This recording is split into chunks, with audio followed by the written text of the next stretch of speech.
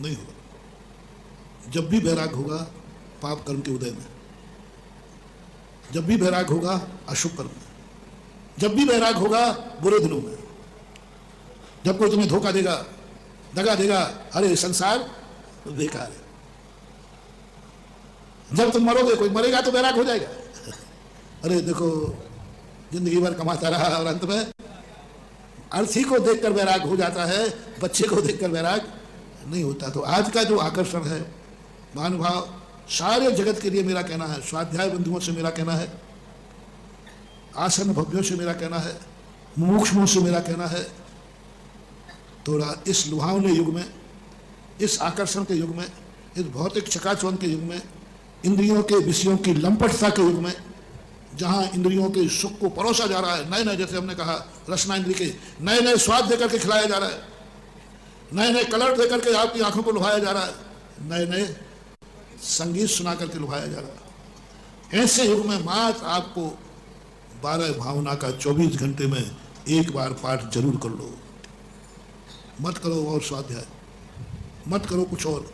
सारे भारत के लिए आज मैं एक संदेशा दे रहा हूं, 24 घंटे में एक बार 12 भावना आपके लिए खास तौर से, क्योंकि आपकी तरफ चारों तरफ लुभावना भरा हुआ है।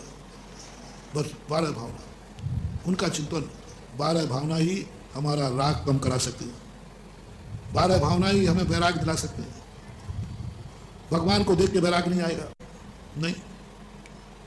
भगवान की मुद्रा देख करके किसी को वैराग नहीं आया, भगवान का उपदेश सुनकर के वैराग आ सकता है, आ सकता है, क्योंकि वहां पर आकर्षण है और अंदर वैराग के लिए 12 भावना है। इसलिए सबसे बड़ी 12 भावना चाहिए। और हर व्यक्ति आज इतने स्वाध्यायशील होकर के भी रंचमात वैराग नहीं है, रंचमात भी इच्छाएं खत्म नहीं हो रही। उसका मूल कारण है वैराग भावनाओं की कमी, 12 भावनाओं की। इसलिए गृहस्थ को नियम बनना चाहिए, एक दिन यदि पूजा छूट जाए तो छूट जाए, लेकिन 12 भावना नहीं छूटना चाहिए, जिससे तुम्हें मैं बचा लूंगा चाइना से। मैं इसलिए कह रहा हूं 12 भावना ही एक भावना है जो तुम्हें बाजार की चाट से बचा करके मां की चाट खिला देगी। 12 भावना ही तुम चाइना से बचकर देश पे आ जाओगे, 12 भावना से तुम उठ करके घर से मंदिर आ जाओगे, 12 भावना को लेकर के ही तुम एक माला फेर लोगे, 12 भावना को पढ़ करके तुम अभक्ष का त्याग कर दोगे। अब जो साधु संत है ये तो आपके लिए हो गया, हम लोगों को तो वैराग हो गया। अब हम लोगों की परेशानियां चालू है, वैराग के बाद परेशानियां चालू है। तुम्हें कोई उपसर्ग परिसर नहीं कहे साथ में, कोई उपसर्ग नहीं, तृषा परिसर तुम्हें है ही नहीं। अभी तुमको पंडाल में देखो ना, 2-4 लोग बोतल रखे बैठे होंगे जिम में। यदि थोड़ी सा गला सूख जाए ना तो पंडाल देखोगे ना महाराज देखोगे, कहीं तो सीधा सीधा पी रहे, कहीं लोग देख लेता हूं ऊपर बैठा हो ना। अब तुम्हारा परिचय नहीं, परिचय हम लोगों का है। इस पंचम काल में हमारे वैराग की रक्षा मात्र 22 परिचय करेंगे, हमारी रक्षा मात्र परेशानियां करेंगे, आकर्षण नहीं, क्योंकि आकर्षण कोई है ही नहीं। मोक्ष मार्ग में आज के समय कोई आकर्षण नहीं है। चौथे काल में आकर्षण था, सामने समोषण दिख रहा था, सामने रिद्धिधारी महाराज दिख रहे थे, बड़े बड़ी रिद्धियां सिद्धियां दिख रही थी, भगवान का समोषण दिख रहा था, आकर्षण था। इसे पूज्य गुरुदेव आचार्य ज्ञान सागर महाराज ने लिखा, चौथे काल में कोई मुनि बन जाए तो कोई बड़ी बात नहीं है, क्योंकि आकर्षण सामने है। ये मुनि बने, इनको केवल ज्ञान हो गया, देखो आकाश में जा रहे हैं, तीर्थंकर के सब कुछ है। पंचम काल में कोई आकर्षण नहीं है, समोषण है नहीं, सिद्धालय दिख नहीं रहा, अगला भाव कैसा है, कहाँ है, कुछ भी देखने में अवध ज्ञानी है नहीं। पहले तो अवध ज्ञान से जान लेते थे, केवल ज्ञान से पूछ लेते हैं भगवान।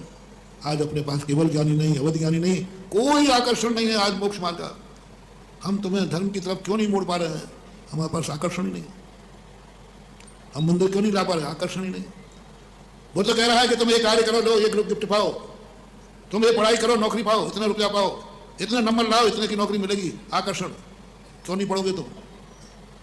लोग पढ़ाई पढ़ने के लिए नहीं कर रहे हैं, आजीविका के लिए पढ़ रहे हैं, नौकरी के लिए पढ़ रहे हैं। उनको दिख रहा है कि मैंने अच्छा पढ़ लिया तो मेरा पैकेज 1 करोड़ का होगा। कौन पढ़ा रहा है तुम्हें ज्ञान की रुचि के वो 1 करोड़ का पैकेज? पढ़ा कौन रहा है? दिन रात पढ़ा कौन रहा है? ज्ञान के प्रति तुम्हारी लड़क नहीं है। तुम्हारी लड़क किसमें है? मैं पढ़ लूंगा तो इतने का पैकेज। वो जो 1 करोड़ का पैकेज टांग दिया है, उसके लिए मर रहे हो तुम दिन रात, और बेटे को भी तुम झोंक रहे, पढ़ बेटा पढ़, उसको सोने तक नहीं दे रहे। कैसे माँ बाप दुश्मन है, उसको शांति से सोने भी नहीं देते। सुबह 6 बजे उसी समय उसको नींद आती। माँ तो वो थी जो लोरी गा के सुलाती थी, आज वो माँ है जो थप्पड़ मार के उठाती है। कितना अंतर आ गया। पहले माँ लोरी गा के सुलाती थी, माँ का अर्थ था सुलाने वाली माँ। माँ वही है जो बेटे को सुला दे, और बढ़िया लोरी गाती थी। सो जा बारे वीर, वीर की बालियां ले गए जमुना के तीर, तू तो आवाज सुलाती नहीं है, माँ जगाती है। जाग, स्कूल का समय हो गया। कैसी माँ होगी, सोने भी नहीं दे रही। कौन करा रहा है ये, कौन करा रहा है ये माँ से? माँ को कहती है उठा बेटे को, स्कूल का समय हो रहा है। कौन उठवा रहा है? क्या बेटे का भविष्य ज्ञान नहीं, वो 1 करोड़ का पैकेज। बेटा पढ़ लेगा तो 1 करोड़ का पैकेज, वो बेटे को सोने नहीं दे रहा, और बेटा सो भी नहीं रहा, रात रात भर जागते हैं। वो 1 करोड़ का पैकेज। अब हमारी पाठशाला में आकर्षण नहीं है। मैंने तुम्हारा वीक पॉइंट पढ़ लिया। मैं पाठशाला भेजने को कहता हूँ, आप भेजते नहीं बच्चे को, बच्चा भी नहीं आता।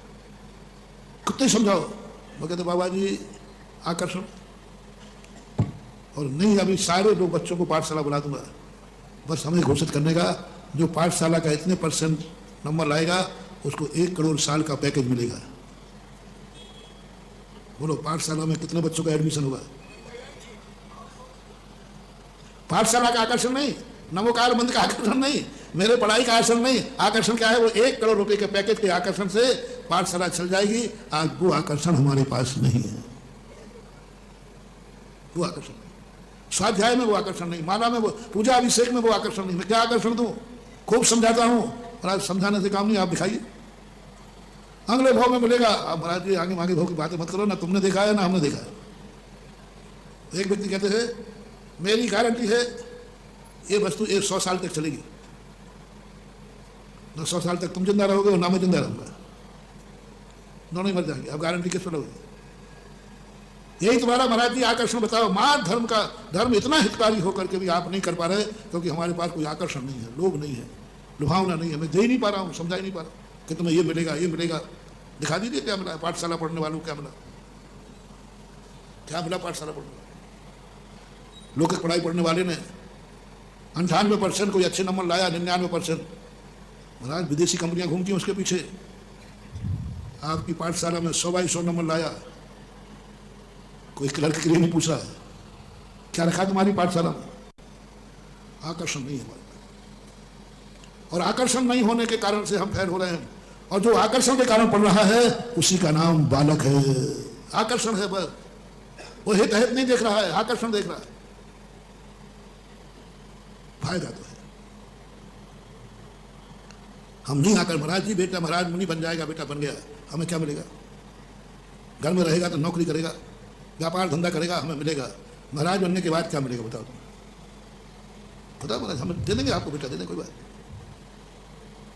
हमारा बेटा घर में रहेगा, दुनिया में रहेगा, हमें व्यापार करेगा, धंधा करेगा, कुछ तो करेगा, कम से कम बल्दियत में नाम तो लिखेगा कि एक बाप का बेटा हूं। महाराज बनने के बाद तो बल्दियत बदल जाएगी, गुरु का नाम लिखेगा, मेरा नाम डूब ही जाएगा। मेरी तरफ देख भी नहीं सकेगा, मेरे से बोल भी नहीं सकेगा। बस तुम इस कारण से अपने बेटे को मुनि नहीं बनने दे रहे हो, क्योंकि तुम्हें उसके मुनि बनने से तुम्हें कोई लाभ नहीं।